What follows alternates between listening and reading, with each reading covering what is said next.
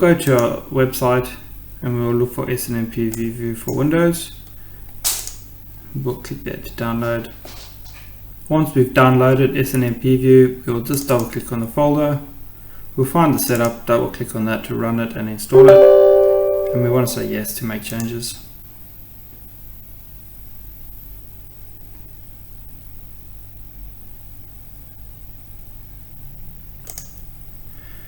We can click next and you can view the user license agreement if you wish to do so, and you can print it as well. Click yes. Type in your information and your company name. And click next.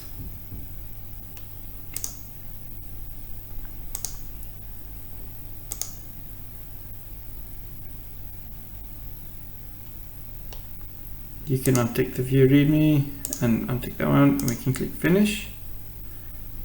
We can close that down. So now it should be installed and running.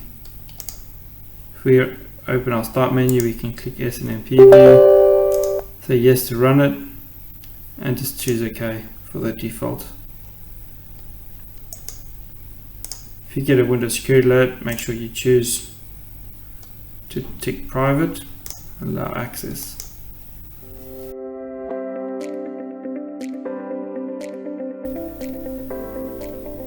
Now if we click enumerate, it will find the UPS.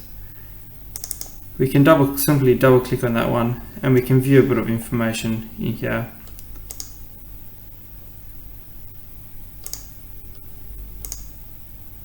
View some details. Event logs will be logged there. You can double click to refresh. You can click on control here and you can do a number of things like reboot the UPS, simulate AC fail, turn off the UPS, wake up the UPS. You can set test schedules, do self-tests, and you can do some data logging in here as well. We go into options, we can configure some additional SNMP settings there if you wish to do so. We can configure alarms. If you have an SMS service, you can enable it in there, and that's just your general settings.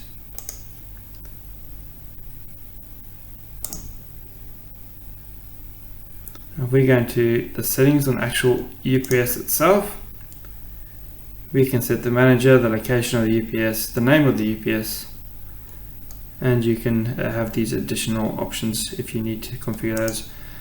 Email notifications, you can enable them here if you have a email server that's compatible. You can have a chat list if you're more advanced. Again, SMS notifications if you have an SMS service. UPS loadings if you need to configure that there, and any other information about the UPS you may want to enter in there.